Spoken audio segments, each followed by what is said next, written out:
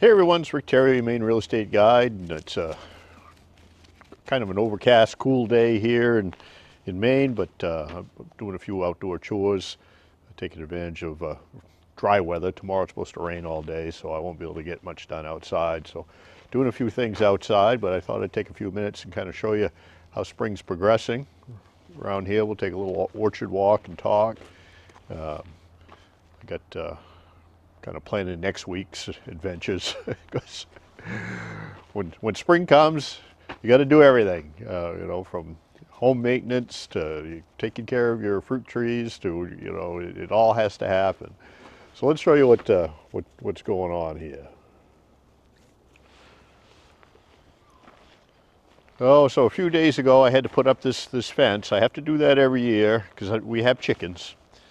And behind this fence are blueberries. And these blueberry bushes, I was just trying to think when I planted them, I think somewhere around 2010, and they bear a great crop of blueberries. There's 3 different varieties in here of blueberries.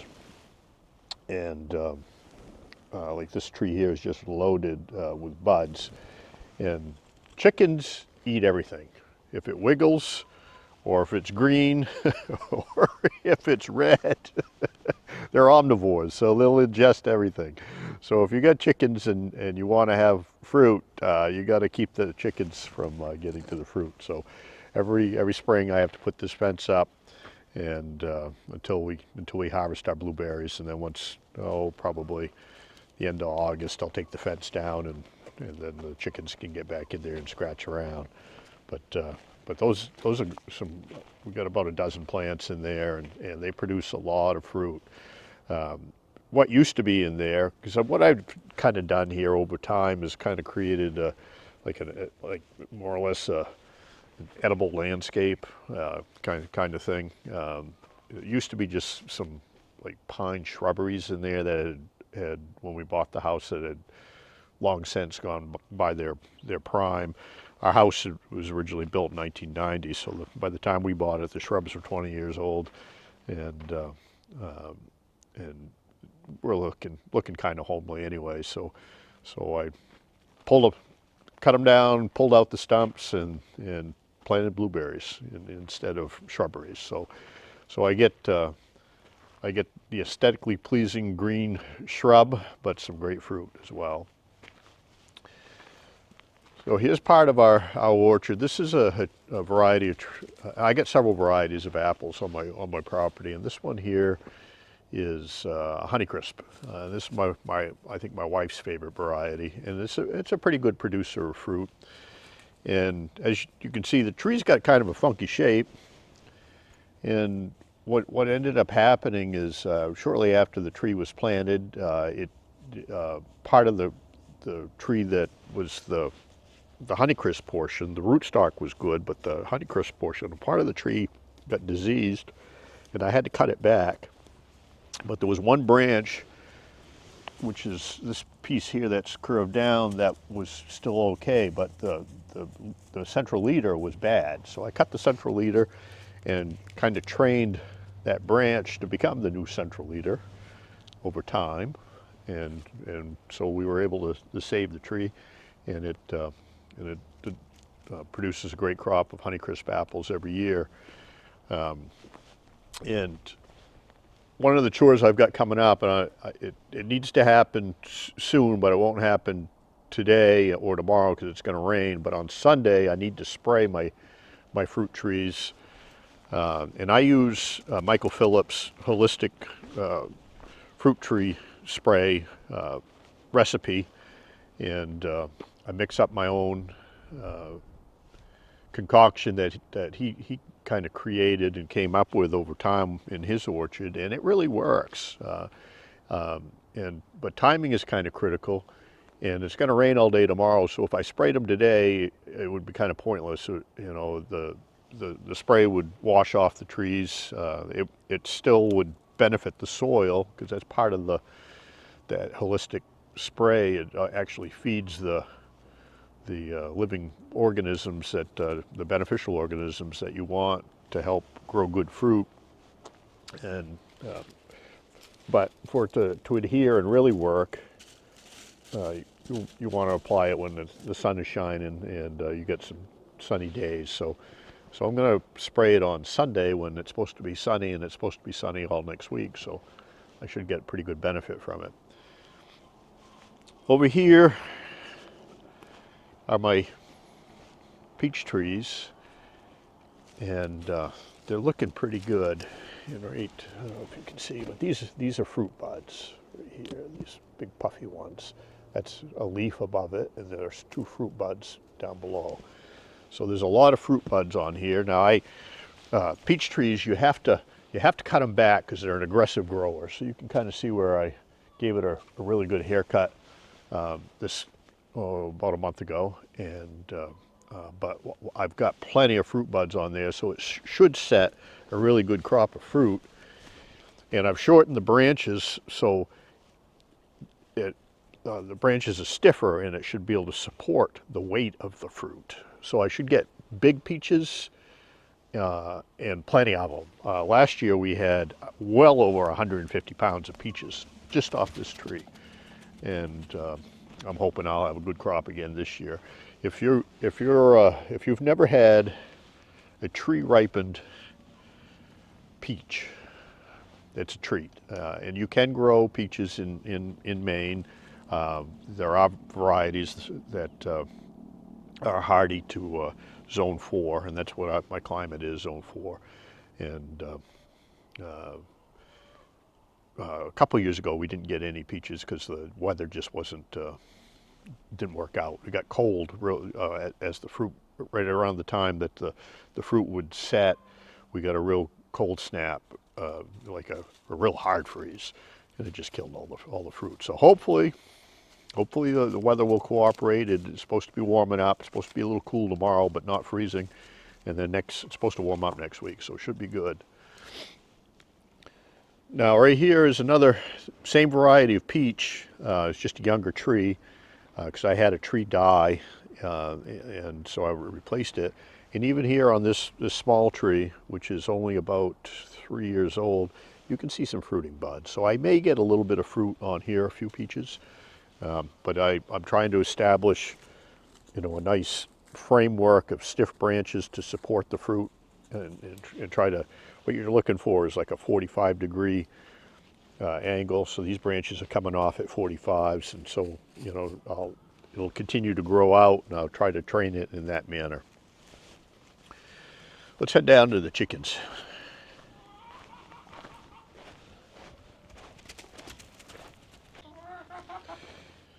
So pretty soon I'll let the girls out here. I let them out every afternoon to go do some free ranging, but I keep them in till around noontime. Usually they've laid their eggs by then. That way I don't have eggs hidden throughout the woods. They're in the coop. But this morning was spring cleaning day. Throughout the winter, I manage my coops with by the deep litter method. So I put bedding down, and they, chickens poop in their house, and as that manure drops into the bedding over time, you'll start to smell a little bit of ammonia, and that kind of cues you in that you need to throw down some more bedding, because if you get the carbon nitrogen ratio just right, that'll take care of the ammonia smell, and that's what you're looking for. Now with the deep that deep bedding method of deep litter management, in the spring, it was spring cleaning day, I cleaned out all that old litter, which had lots of chicken droppings in it, feathers, and other dander, and just chicken dirt. And I throw that in my compost pile, and then compost that over the course of the summer, and then that creates a really good soil amendment. So let's head up onto the hill. So we'll head over to where I've got compost in the making, and then I'll show you some finished compost. But over here is where I came up with the tractor and dumped out the old chicken bedding and manure onto some garden scraps. And it's supposed to rain real hard tomorrow. That'll get kick up the moisture content of this pile, and then I'll turn it over again with the tractor. And as compost breaks down, it creates heat, so that pile will get really hot. So any pathogens that might be in the chicken manure, they'll die. It'll be cleaned up by the heat as that breaks down into good garden mulch. So let me show you what the finished product looks like.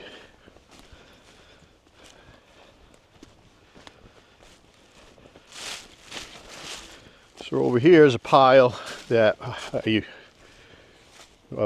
that started out with that same chicken bedding and garden scraps, and just look how nice and rich and black that is. It's really broke down real well.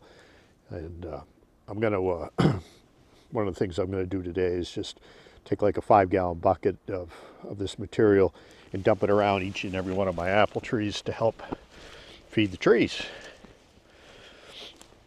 And so let's talk about what's going on here under all the trees. So as you can see, I got my daffodils are up, and that's a nice beautiful splash of color around each and every tree.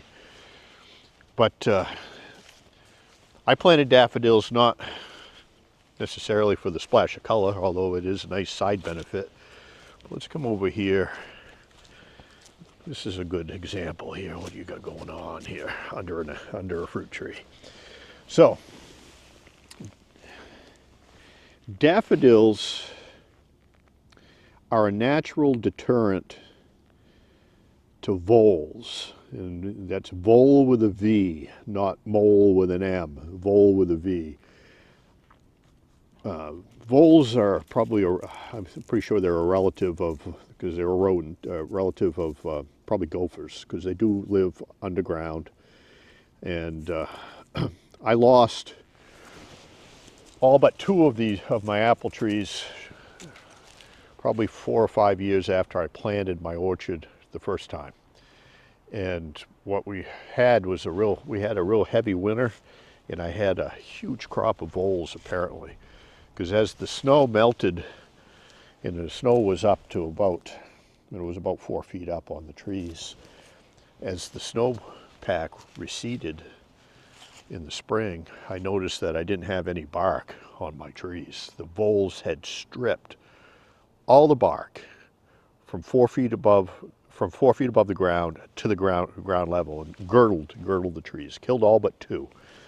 So the one that survived was this one right here, and my zestar over here. And so we got some fruit that year from these 2 trees, which were fairly young at the time. They were 5 years old. But every other fruit tree that you see here is at least 5 years younger than these, because I had to replace each and every one of them. So then I started doing some research on how to manage voles, and Michael Phillips' book, The Apple Grower and the Holistic Orcharding, books kind of talk about pest control and stuff, and voles don't like daffodil bulbs. So I planted daffodil bulbs around each and every tree, and it seems to have worked. At least anecdotally, I haven't had any vole damage since. Now, that being said, if I find places where there's a lot of voles, and sometimes I'll because they'll live in family groups, kind of like gophers, I actively work to exterminate them. So I'm trying to keep the population in check. I also encourage red foxes and stuff to come up here and hunt, and I got game cameras around here, and they're up here every evening hunting, so they're probably killing a few voles as well. Now, in addition to the daffodils, you get basically some companion planting going on here around the tree. So here I've got a patch of rhubarb that in the springtime, when there's no leaves on the trees, it will shoot up and does pretty well. And then it's kind of on the edge of the drip line of the tree, and it still will get some sunshine, so it survives. And over here I've got I got some garlic, and I just planted garlic around here, and I just let it go wild. I don't harvest it at all. I leave it there, and that's for natural pest control for insects, and it does seem to work. Uh, you know, uh, encouraging beneficial insects, but deterring others. Over here on this tree and most of the others, I have patches of comfrey that are coming up. This is comfrey, and comfrey is it's a plant that's called the dynamic accumulator is the term that's used. It has a deep taproot, and the roots go really deep into the soil, mining minerals and nutrients, bringing them up to the surface of the soil via capillary action and becoming the plant. So the leaves are very high in nitrogen, and they're also high in protein. My dogs love it.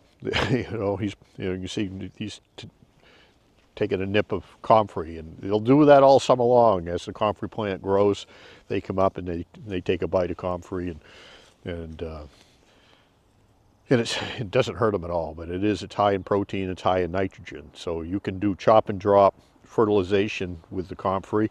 I'll harvest that a couple of times a year. I just cut it right where it sets, and I spread it around the tree, and it breaks down and just puts more nitrogen into the soil, and that works pretty well.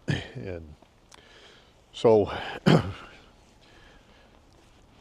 now I've got a diverse orchard here. I've got all kinds of different varieties of trees. This one here that's leafed out the most, this is a crabapple tree, and crabapples, the reason we grow them are twofold. One, they help pollinate every other apple tree. So crabapple is a universal pollinator of all my other apples, and so having at least one crabapple tree in your orchard is beneficial to every other apple tree here. And you can see there's a lot of fruiting buds. These are fruiting buds right here. There's a lot of them. So this will be a beautiful tree full of flowers here shortly. It's further along than the other trees, so it may not help much this year because this will be flowered out virtually before everything else. But I think this one here is coming along. This is what is this? Cortland. This is a Cortland. And this was the other tree that survived my initial vole attack years ago. And this is a heavy producer of fruit, and it looks to be doing pretty well. Over here, this tree, this is an early variety. So I've got early and mid-season and late varieties of apples growing here in my orchard. This is a Lodi. Lodi is kind of like a yellow transparent apple. They're very big. They're very light. A Lodi apple that is similar in size to a Honeycrisp probably weighs has one third of the weight because it's a very light apple. And in so being, it doesn't travel very well. So you will probably never see Lodi apples at a grocery store because they just won't survive the trip. But it does produce really good early season apple crisp and apple pie. It's a delicious variety, but you won't find it at other than perhaps a small orchard or maybe a farmer's market. Definitely never in a grocery store.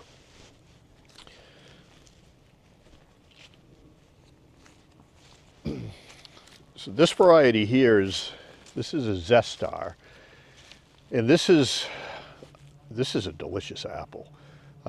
Kind of has almost at least to my taste buds, almost a brown sugar flavor note when you eat it or bite into it fresh. And it's a great apple to make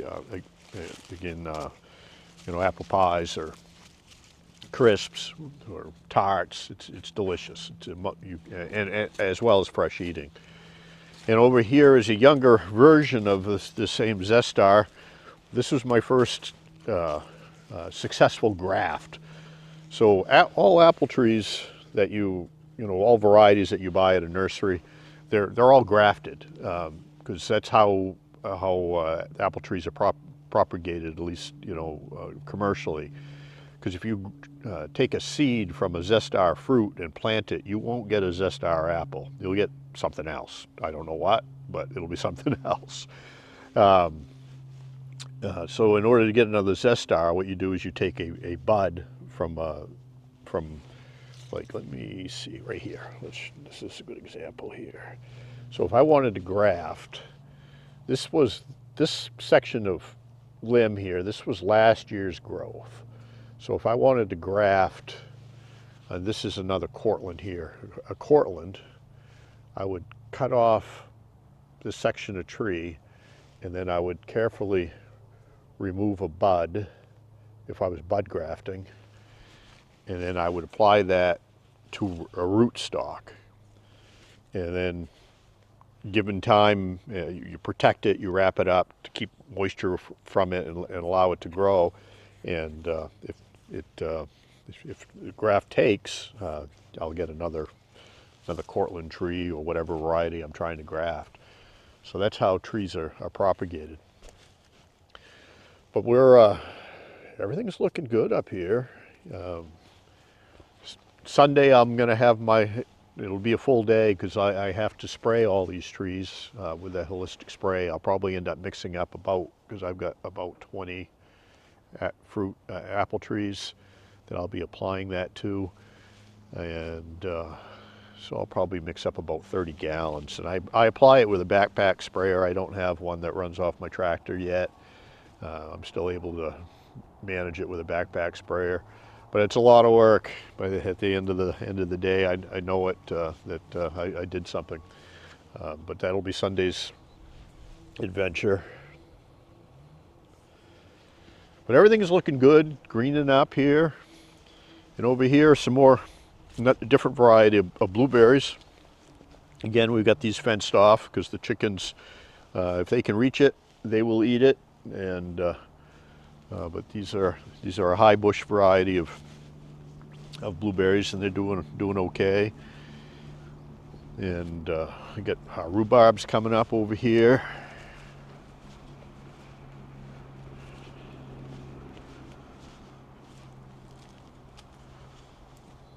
Rhubarb's kind of from those of you maybe in the South or whatnot, rhubarb's definitely a New England favorite. It makes combined with strawberry rhubarb pie is pretty amazing.